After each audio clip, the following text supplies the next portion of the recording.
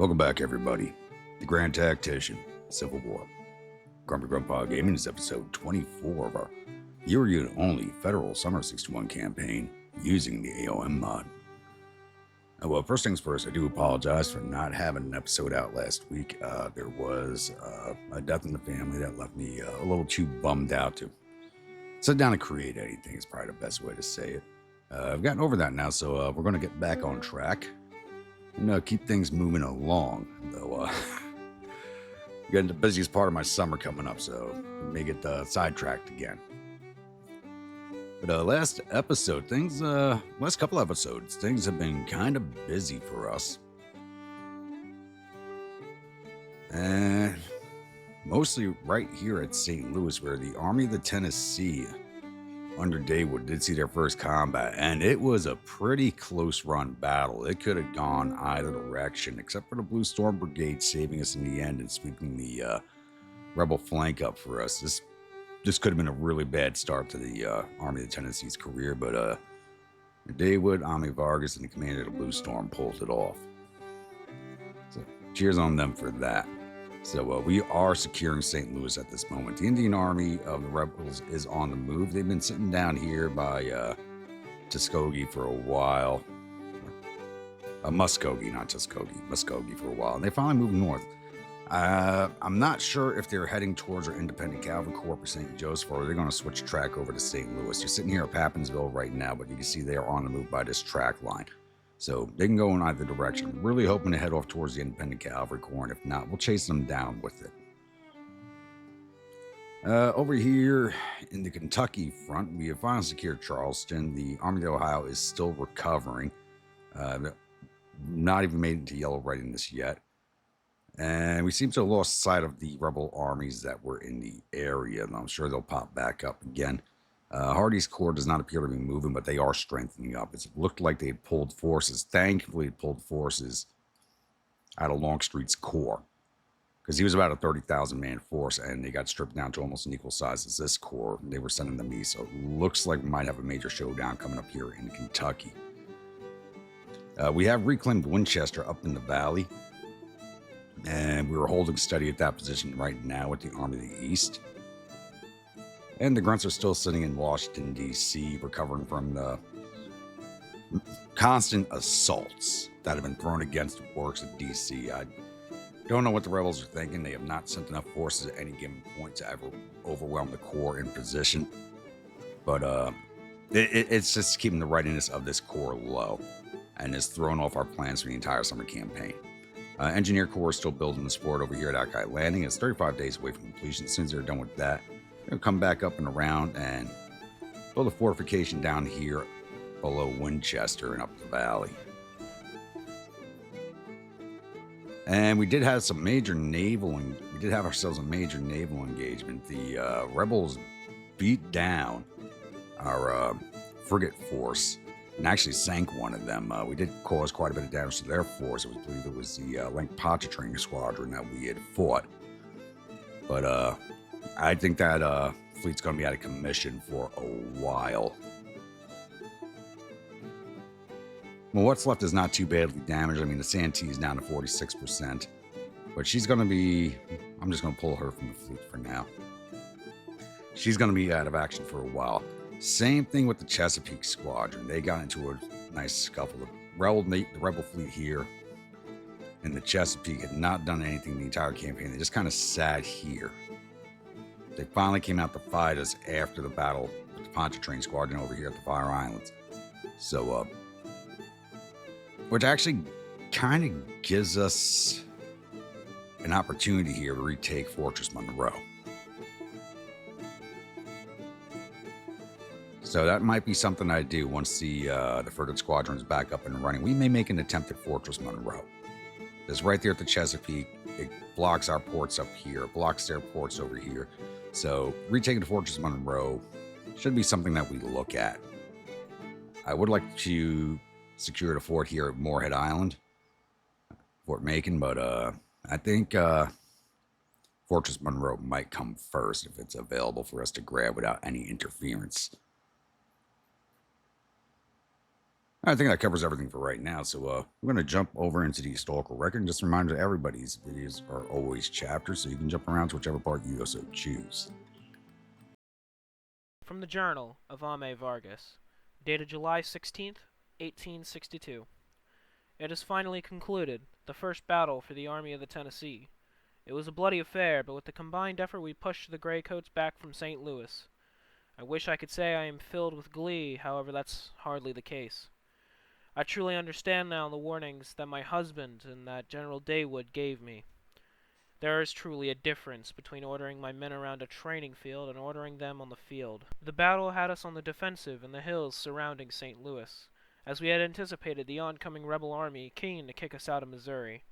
Daywood and I both came to an agreement to have our troops erect great breastworks, both to provide them with experience constructing them on the battlefield, but to give us an extra defensive edge in this battle. The men relaxed behind their cover, some practicing their marching and readying themselves for the constant fires of volley they would need to let off as we awaited their approach. It was around 8 in the morning when the enemy was seen on the horizon approaching us. The Molly Pitcher artillery began to fire off shells as I sent word that the men should lay down behind their cover, not wanting to lose a single man before the bullets began firing. As volley after volley of cannon fire blared out in the distance, I could hear my heart beat faster as it truly dawned on me that the fighting to come would be brutal. The battle wouldn't be like Charleston, where we fought at most 20-odd troops that took shots at us only to be quickly killed. It was finally time for my division and me to be put through its trial of fire. By 10 a.m., the enemy pulled close to our right flank, towards the breastworks where my beloved freedom fighters were taking cover. I gave the order for the men to stand up and fire at will as the enemy cavalry approached. There was no greater tune than hearing the rifles blare out a minute after the order was delivered, hearing the cavalrymen scream as they were given their treatment a traitor deserves. I heard bugles blare in the distance as Daywood gave his orders to the cavalry, and it sounded like the enemy had also begun an approach on our left side as well.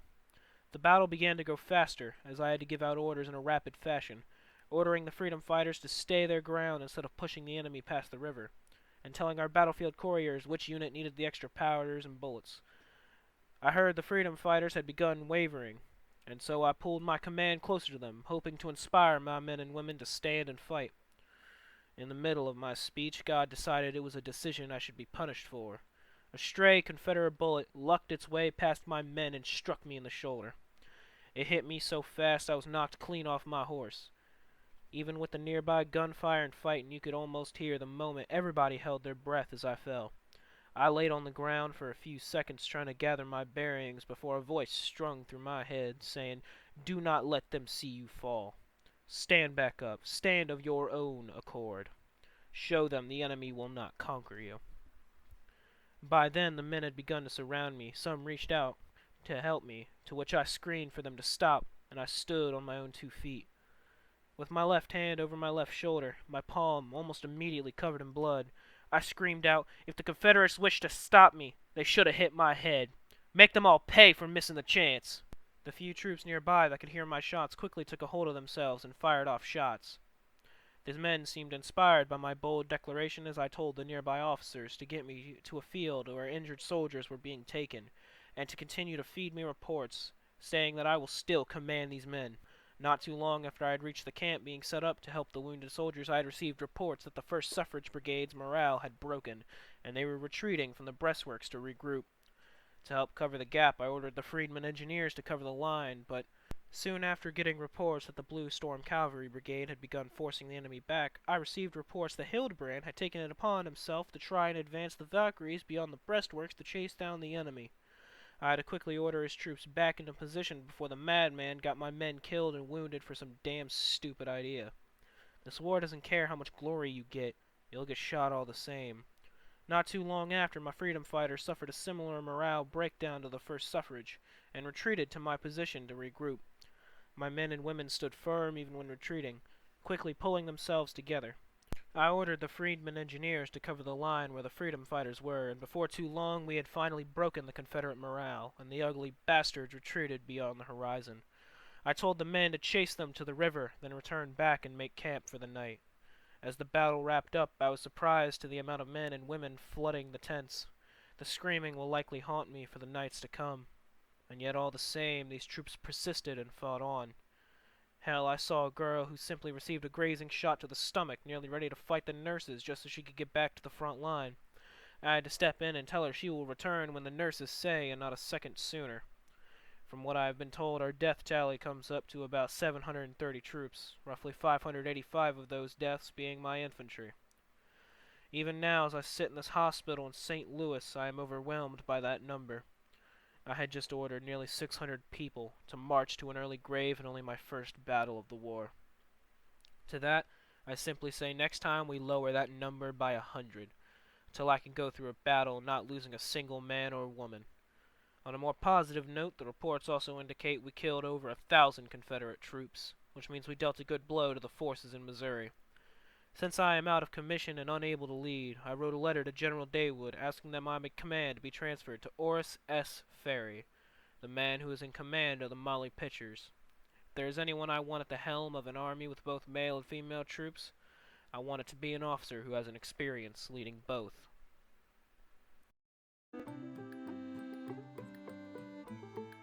From the Journal, General Thomas R. Daywood, dated 16 July of 1862, at St. Louis, Missouri.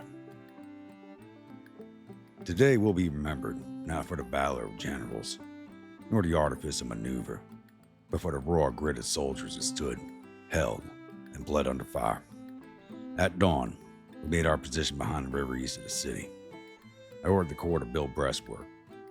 My men, most of them in their first campaign, many more women than the enemy would have believed, were too green for a full assault.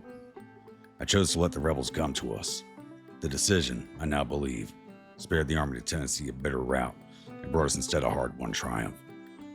Around 8, our batteries opened fire on the rebel artillery across the river. The echo of iron crashing through the air signaled the beginning.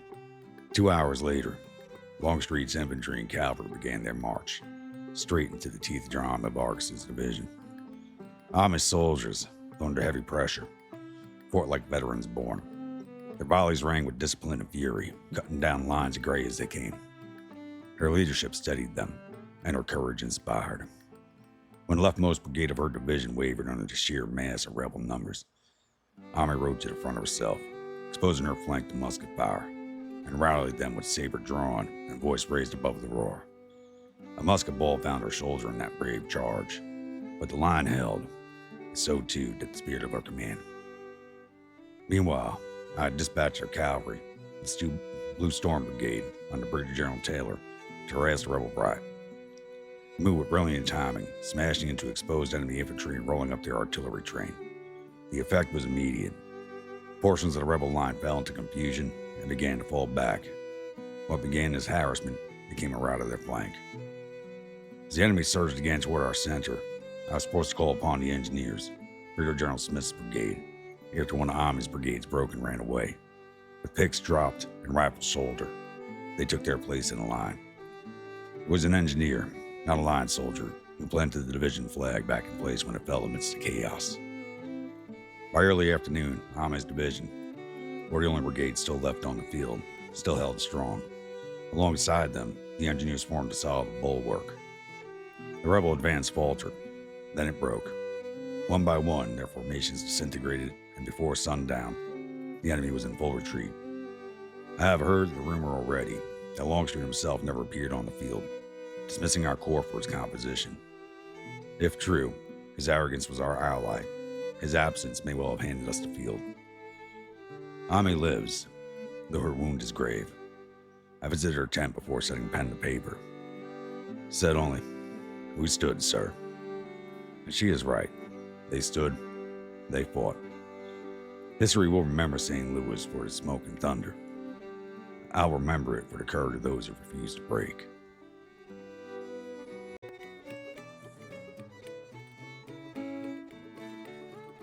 An article from the Rainy Day Today, dated 12 July of 1862. Trump blasts emus, they're eating our pets. Calls for mass deportation, General Muse's grunt hailed as a war hero. By Penelope Thistlewhack, Senior Correspondent for Ornithological Affairs. In a press address delivered atop a cannon at the still smoldering Capitol steps, Brigadier General and Republican presidential candidate Donald J. Trump took aim not at Confederate artillery, but at a more feathery menace, the emus of America. These emus, folks, they're not sending their best. They're big, they're fast, and they're eating our pets. I mean, Fido, gone. Kitty, goner. It's a disaster, said Trump, flanked by trembling aides and a poorly tuned brass quartet. Trump's accusations come in a wake of whatever battle of Washington, D.C. we are at now, in which an unlikely hero emerged. Eustace Grunt, a towering flightless bird and decorated commander of Union Whiskey's Viking Division. Grunt is credited with repelling a surprise nocturnal assault by Confederates, probably by outstaring them with patriotic intensity. A foul conspiracy, or feathered heroism. Critics argue Trump's anti-emu rhetoric is a thinly veiled political maneuver aimed at distracting from his scandal-laden telegram campaign and poor showing in last week's bayonet and banjo debate against Senator Bear Tree Adams. Let's not forget, stated Whig Democrat hybrid candidate Millard Fillmore VII, Grunt saved a battalion of orphans and single-handedly secured the marmalade reserves. The people love that bird. When asked whether Grunt, who now enjoys a 72% approval rating and his own line of bayonet-polished oats, would be included in the mass deportation, Trump simply scowled. Grunt? Maybe. We'll look into it. But we need to send the rest back to where they came from. Australia, probably. That's where the bad birds go. The Emu Lobby responds. Representatives from the National Emu Defense Council, NEDC, responded swiftly, issuing a telegram that read simply, Squawk! We deny these slanderous claims and request an official duel. Meanwhile, Grunt has declined to comment. The sources say he has begun wearing a stovepipe hat in protest.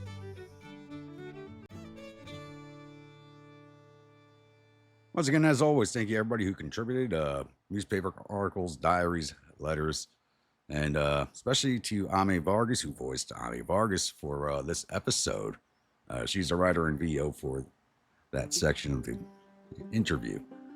Or interview. Mine's still a little wobbly. I just finished reading the newspaper article for Trump last week. I had to do a couple of takes on it. I couldn't get through that without laughing. I had to do it like 5 times.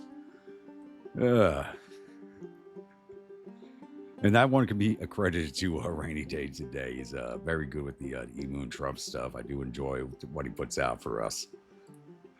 All right. So, I don't think anything's going to be happening right now. I think I can't remember correctly. I think these 2 corps, they're both smaller. Nope. Looks like Beauregard's corps is here. I think these 2 are just kind of sitting defensively right now. Alexandria not going to be doing anything. That probably will be our next combat. But we'll see. I'll be back. All right, it's now July 19th, and it looks like we may have an action coming up here in the Shenandoah Valley as the Department of Richmond, Beauregard's Corps, and Department of Western Florida are currently making their way towards Winchester, it looks like.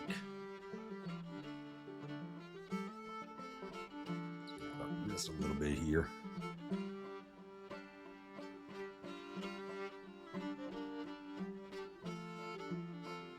And now nobody's moving. Okay.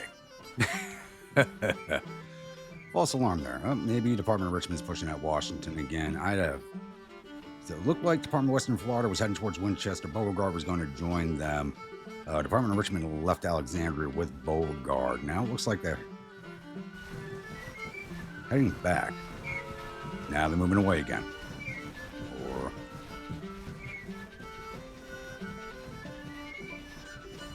coming across into D.C. with 6,000 men. Yep, time for the another umpteenth battle of D.C., it looks like. Yeah, they're bringing 5,100 infantry, 600 cavalry, and 20 guns against our 18,399 infantry, 1,700 cavalry, and 35 guns. Yeah, this one should be nice and quick. Welcome, my grunts, to the umpteenth battle of D.C., or more of a skirmish at D.C. So, once again, we are defending Oak Grove along the National Pike, or the main post road, or 7th Street Turnpike. Rebels are once again entering from the southern part of the map. And we're going to kind of do the same thing we did before. I'm not going to run the cavalry all the way up the way I did previously. I am going to send Grunt's division, the Whiskey Vikings, up here along this fence line along the road here, supported by the artillery. If we get a good siding for them. With the cavalry in support of them. That's all I'm sending, folks. That's all we need. We have as many men in one division as they do in their entire force.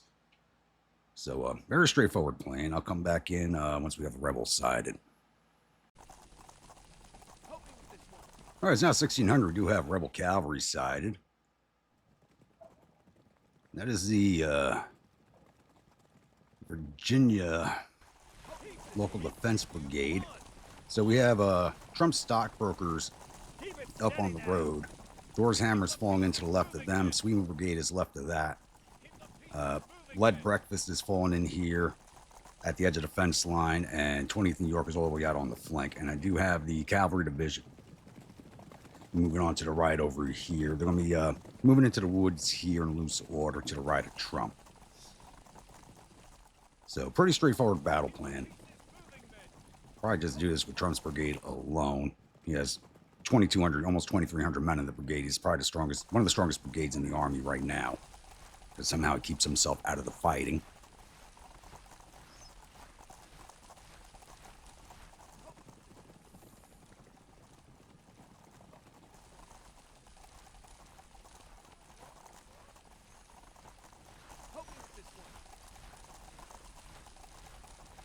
Party, you guys over here.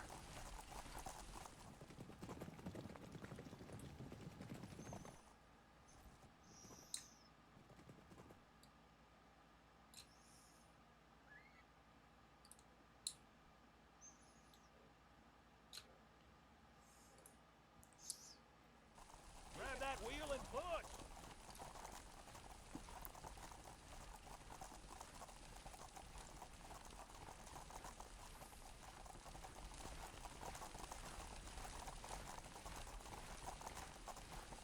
And I know I haven't announced it in a while, but if anybody's wondering what today's battle brew is, it is Highland Park 12.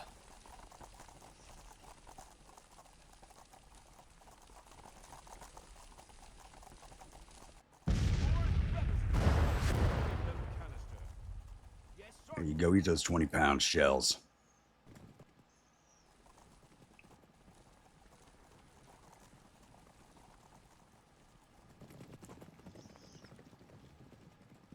Kind of just left the rest of the army in reserve back in the shade of the oak groves and woods back behind us. We just don't need them. So the infantry is well behind.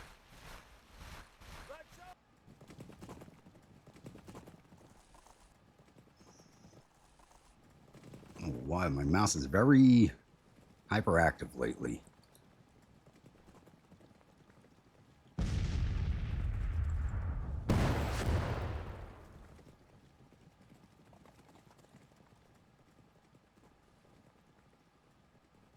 Trying to get my mouse to work correctly.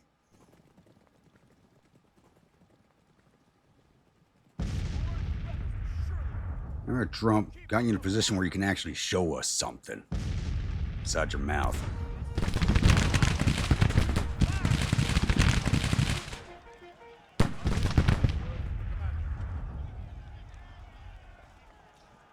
They're still riding into us. They probably have the old cavalry weapons, not even anything newish. First volley took down over 100 of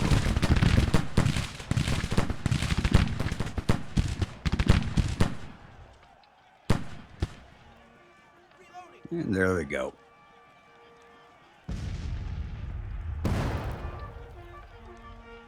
There's our fallback orders coming in now, but a little late.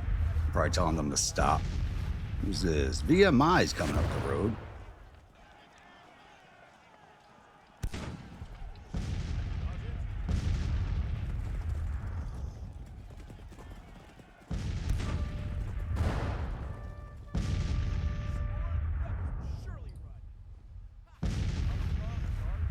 Followed by the Virginia militia.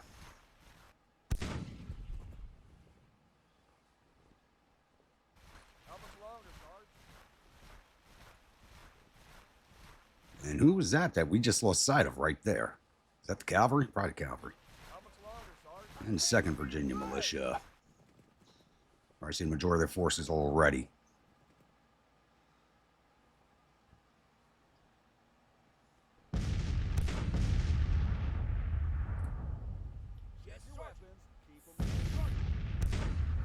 Nope. Someone else is over here that we don't see unless that was a glitch. There they are. Virginia Engineer Brigade. How the hell did you get so close with us having an issue spotting you? We got the Virginia Reserve and the CSMC. We don't see their guns yet.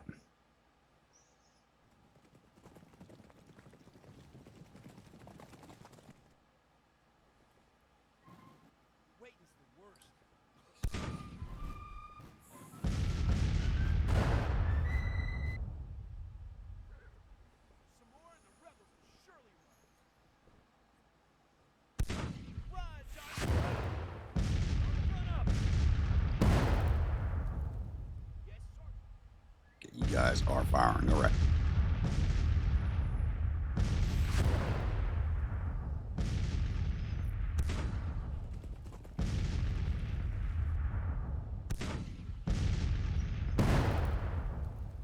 Cavalry's still not in position, but they are riding through forest. I probably should have sent another infantry division over there.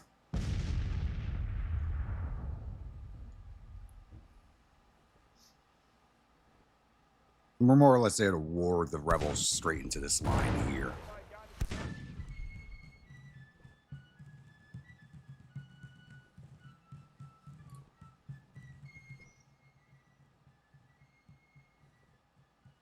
Check your weapons, keep them clean. Oh, there's some guns.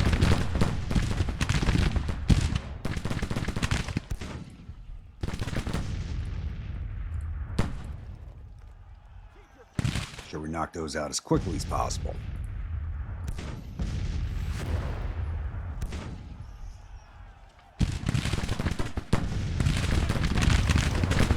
Oh, and they're coming straight in that trunk. They're loading everybody into that.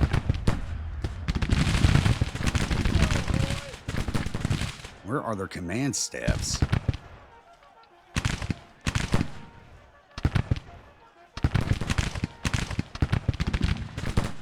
Oh, this is too good of a target. Swing moves. Swing out. Put those sharps to work.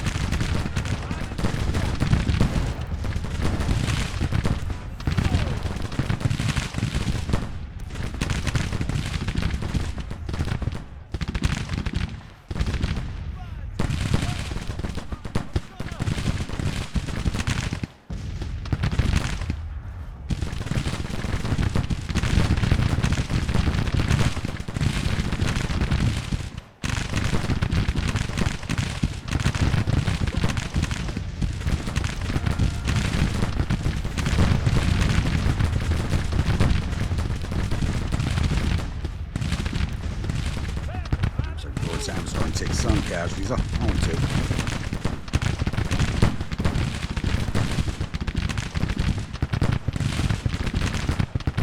Maybe we can get the Swimos up to level 3 this battle. Probably not.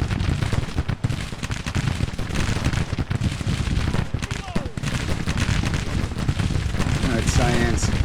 Ah, crap. I forgot to check the charge icons.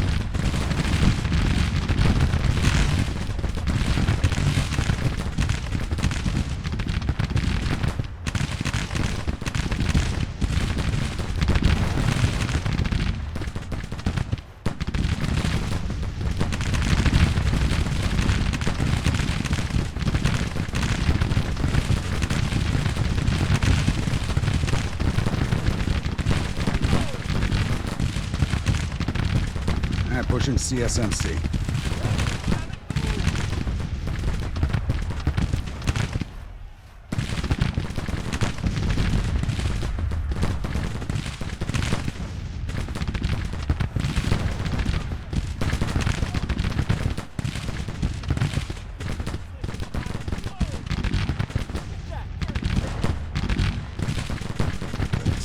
break already. Oh yeah, they're done. We're at a major victory already. But with so few forces on the field, that's easy to get to. There they go. All right, gotchas. Give me those guns. Cyans get mounted.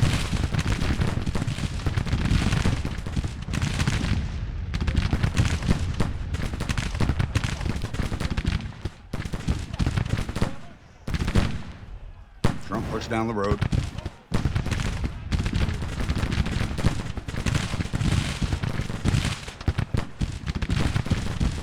Get mounted, boys. Let's go.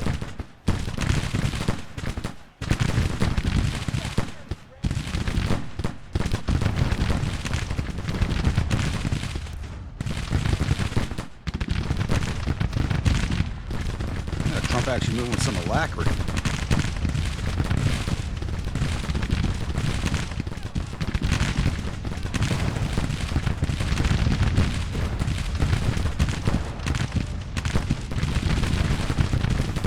Now get into him.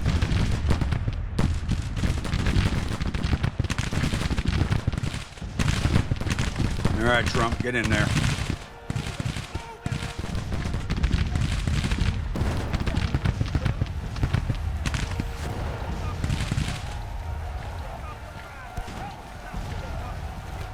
Give you the glory you so much seek.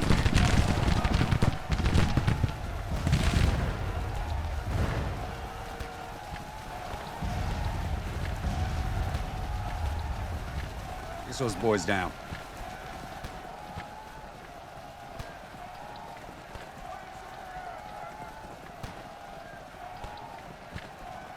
Oh, don't tell me this cavalry's glitched. Crap, crap, crap. Get out of there. That cavalry's glitched. That's going to cause us a lot of damage.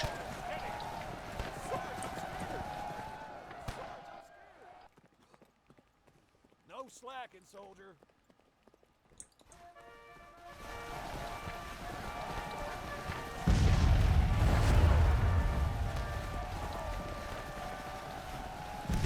The hell are you guys doing? Oh, I got to get around the damn fence. Stay on those boys. All right. Nice, quick, easy victory. Took down 1,700 of their 5,500 infantry, 150 of their 650 cavalry. Got all 20 of their guns. So also 2,100 of their 6,500 men. Now, I know they had reinforcements being sent to this core division, whatever you want to call it. Basically a division at this point. So I don't know why they didn't wait for that. We lost 346 of our 18,395 infantry, 20 of our 1,705 cavalry. We somehow lost one gun in that. Total loss of 369 of our 20,654. I think we could have done a little better on the casualties, but it is what it is. I think charging Trump forward, I didn't realize the glitched cavalry was there probably caused some extra casualties.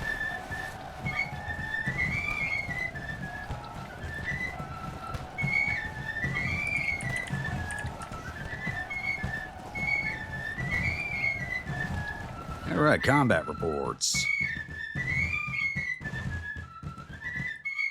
Engineers did not fight. Reapers did not fight. Whiskey Division. Sweemoos did 265 to infantry, 100 to artillery, patrol 365. Stockbrokers did 915 to infantry, captured 54, 119 to cavalry, 9 artillery, captured another 80, total 1,177, and 20th New York did not get in the fight. 1,542 total for the division. Losses, Sweemoos, no casualties. Stockbrokers, 31 dead, 276 wounded, 39 missing, total 346. Aggregate strength of 1,921, 15% casualties, pretty high.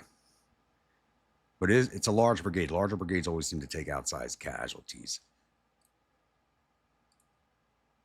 Gotcha Guard. Cyan Rifles did 38 to infantry, captured 30 for total 68. Nugget Squad did 64 to infantry, captured 4, 25 to artillery, captured another 25, total 118. And the Artie Party did 28 to infantry, 18 artillery, for total 46. Division total 232. Losses, Cyan Rifles, 1 wounded. Nugget Squad, 18 wounded, 1 missing, total 19. And Arty Party, nobody. And 1st Artillery Division, led Breakfast did...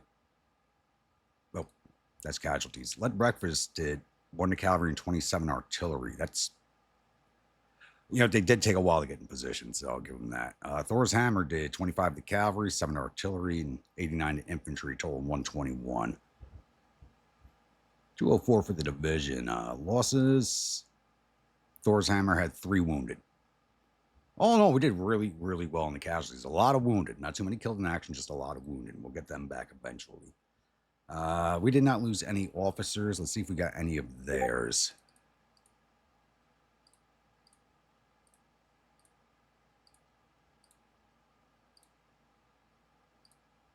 Wounded Colonel Brown of the Virginia Local Defense Brigade. And we wounded all 3 of their battery commanders. Captain McLaughlin, the Richmond Heavy Batteries, Captain Terry of the Giles Light Artillery, Major Lay of the Halifax Light Artillery.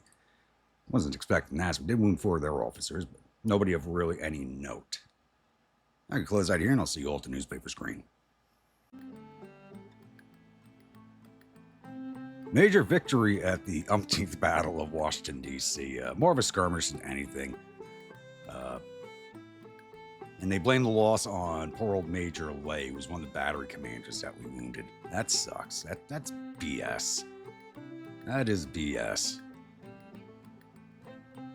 The umpteenth Battle of Washington, D.C. is ended with the Department of Richmond retreating in panic. The enemy reported suffered total casualties of 2,092 men. There, 347 killed, 531 captured. Our casualties totaled 369 men, with 31 dead, 40 missing, and the rest are wounded. Captured 842 rifles and 6 guns from the field and sent 500 soldiers off to our vacation camps.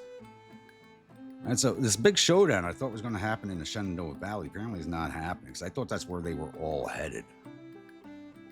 Because everybody was moving in that direction.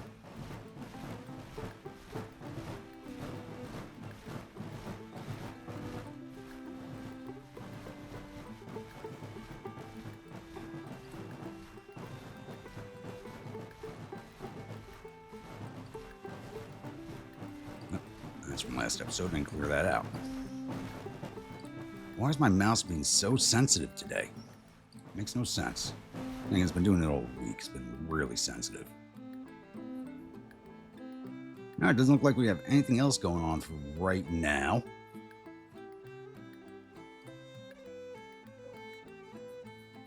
Really, to get things rolling in Kentucky again, I need the Army of the Ohio on the move. They're just not ready to go anywhere. And the Indian Army, which I thought it was tracking up to the Independent Cavalry Corps, has actually moved back south to join up with the Western Army over here at Springfield, Missouri. Looks like they might... No, it's just skipping back and forth because they're on top of each other. Maybe they're trying to consolidate and come back at us at St. Louis. If that's the case, I might be able to get the cavalry down to Carrollton. That'd block off their retreat path. Food for thought. All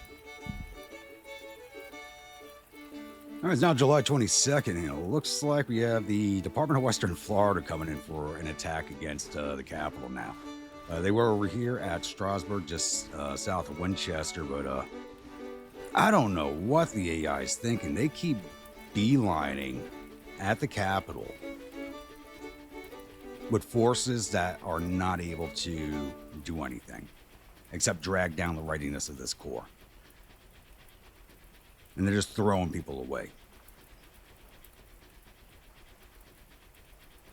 All right, so we have Ruggles in his Department of Western Florida with 5,700 men, 542 cavalry, and 20 guns, going up against our 18,182 infantry, 1,760 cavalry, and 34 guns. Once again, this is going to be basically a light skirmish.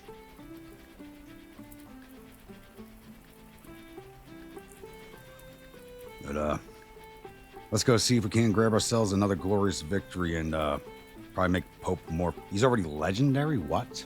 We're making Pope more famous than he really should be. Oh, God, I shiver at the thought. Welcome, my grunts, to another skirmish at Washington, D.C. Actually got some light rain going on. And it's late in the day. It's 18:30 already. It's light rain. I don't believe we're going to, may or may not see the rebels before sundown. It's the exact same layout as before. We're defending Oak Grove along 7th Street Turnpike. The rebels are coming in from the same exact spot. Only change of plans this time is I'm now going to use the Reaper Division in the forward location. Not sure. Probably place the Reaper rifles in the center.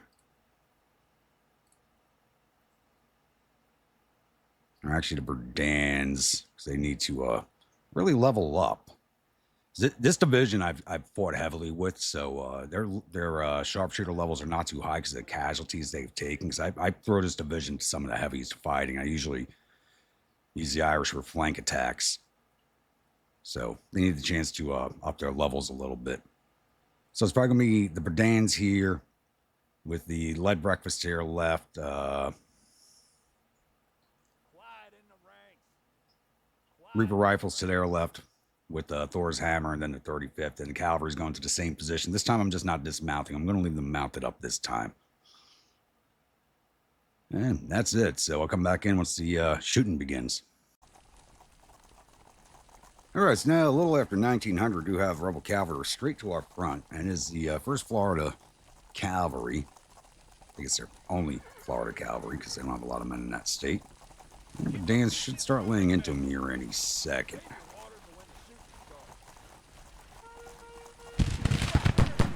There we go.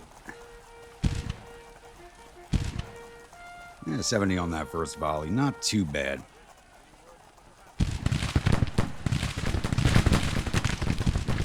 There we go.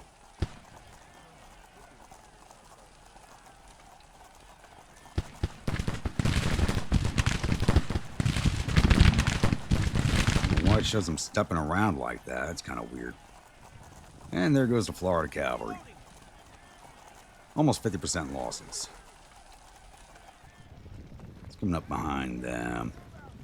Jackson, probably Mudwall. And we can't see anybody else just yet. So, be a few minutes.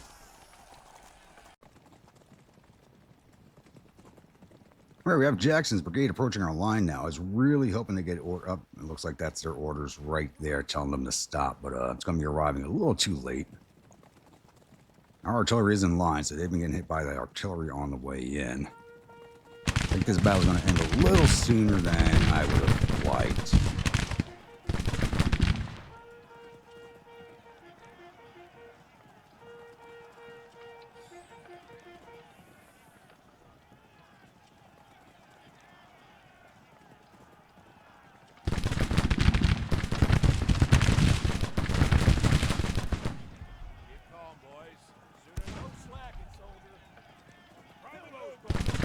Not doing too much this time around, huh? Then again, there's not as big targets not riding horses, so.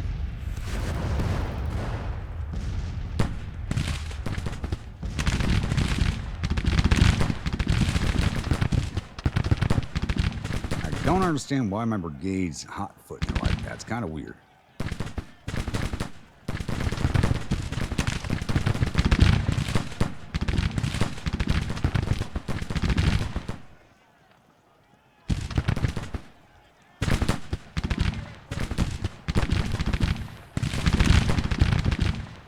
They're not even returning fire. Who's that behind them? Florida Home Guard.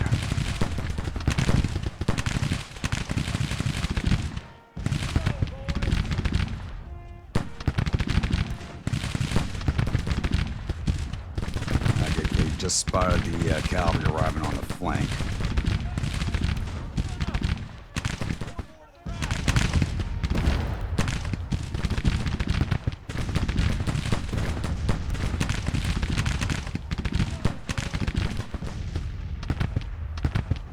See, the Dans did have 2 stars on their sharpshooter before, but they just took so many casualties in one battle, they lost all their experience. All their experienced soldiers were KIA.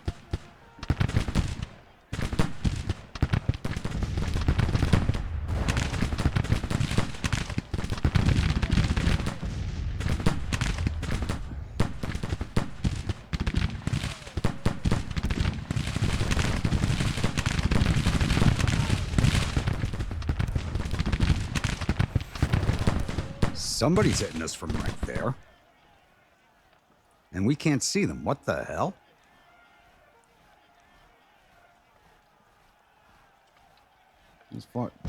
Does the home guard have Whitworths? They're engaging us from Sharp's range. They have Whitworths. We can't even see them. That's completely yes. They're right in front of us on the road.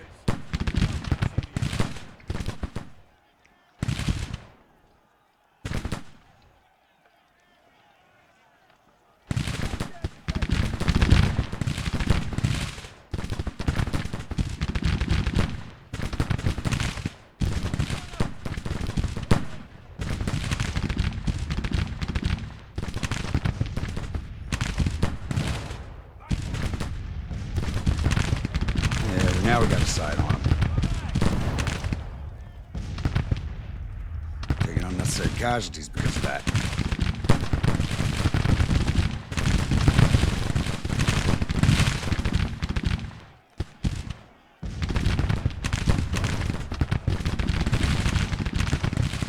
That's a Florida engineer. Once again, an engineer brigade somehow sneaks up on us. I don't understand that.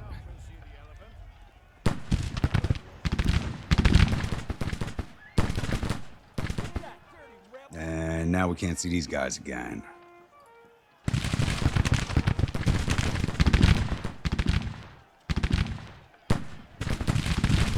We had home guards a small enough unit they could have Whitworths.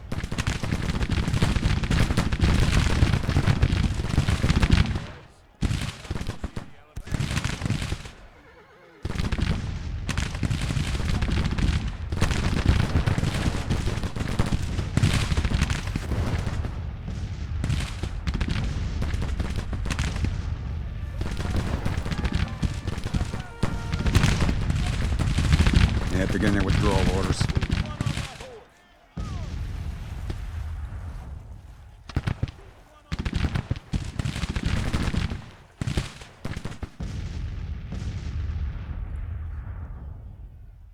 Save your water for when the ship is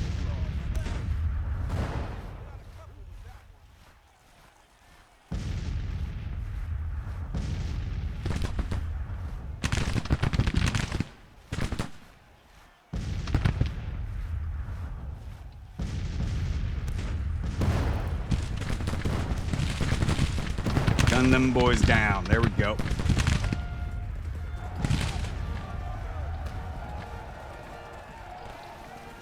Get in there, boys.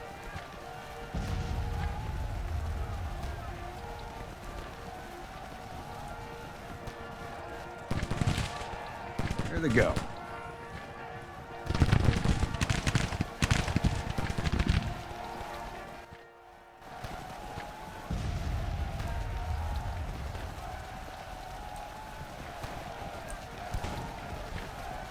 Alright, this brigade should really be surrendering to us. They're surrounded by cavalry.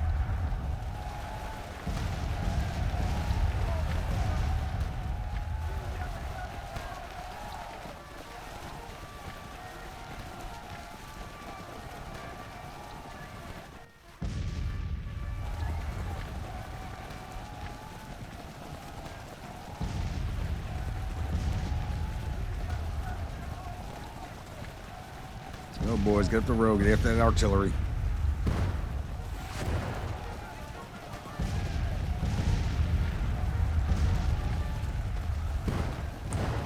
Don't let them go.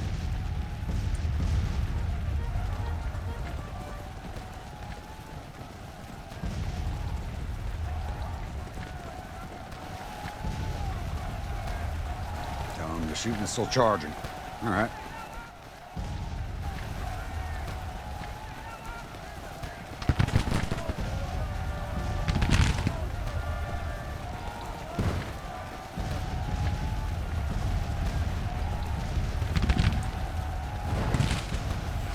Get some canister into us, get into them. I want all their guns.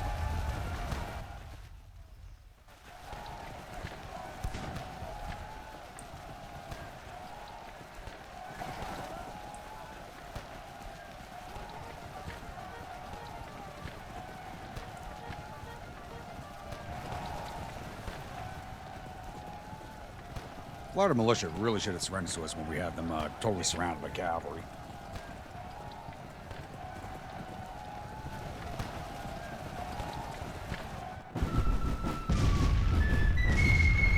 You're right. And there's a really good route again. Less casualties this time around for us, which is even better. But half the casualties took from last time. About the same amount we put on them last time. Took down 1,700 to 6,000 infantry, 250 to 500 cavalry. Once again, all 20 of their artillery pieces. Total loss of 2,100 to 6,500 men. We lost 87 of our 18,175 infantry. Mostly because we couldn't see that one brigade with the Whitworth rifles. Even though they're right in front of us, out in the middle of the road, we couldn't see them. So I want to make that make sense for me. We lost 79 of 1,759 cavalry, 0 of 34 guns. So we lost 169 of our 20,434 men.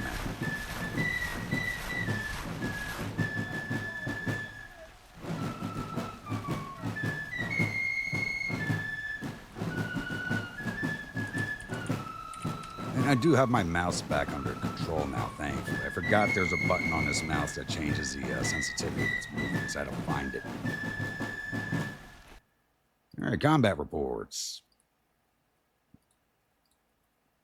Engineers did not fight. Reaper Division, 35th didn't fight. Reapers did not fight. Berdan Sharpshooters did 687 infantry, 240 to cavalry, 34 artillery patrol, 961.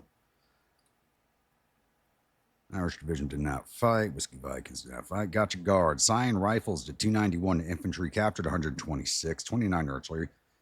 Captured 75, patrol 521. Nugget Squad did 207 infantry, captured 154, captured 28 artillery, patrol 389. And the Arty Party did 10 infantry, 5 artillery, patrol 15.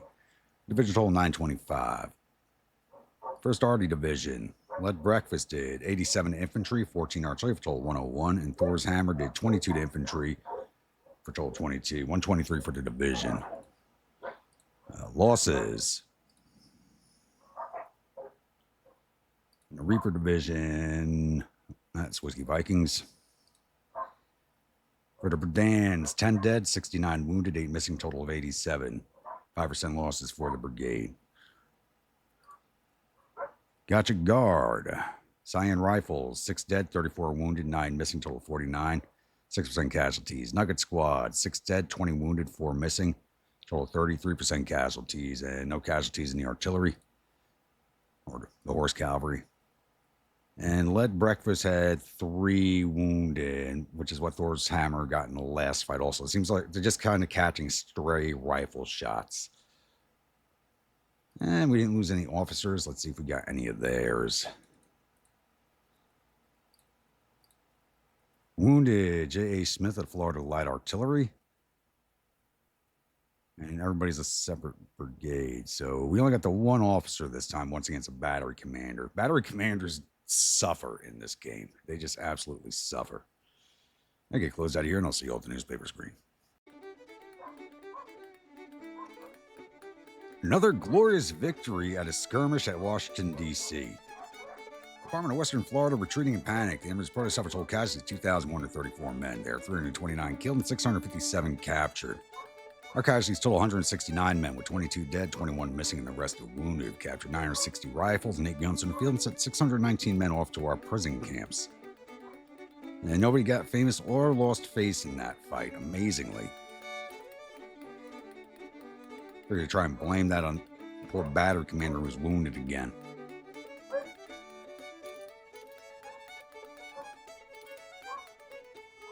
Get this fight rolled off.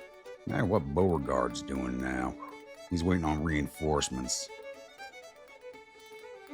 They are just keeping the readiness of the DC Corps just dragged down.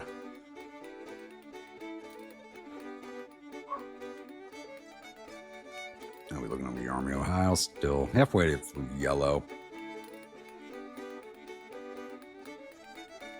It looks like Indian Army is going to be consolidating with the Army of Illinois over here, maybe making another push. I'm not going to be moving to Daywood anytime soon because he might be receiving guests at his headquarters.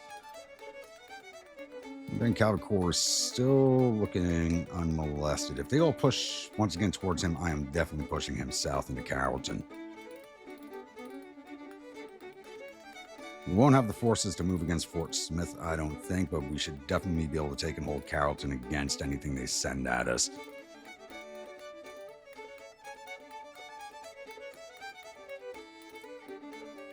It's only a few days, so I'm going to check on the ships in harbor because they're going to be nowhere near repaired.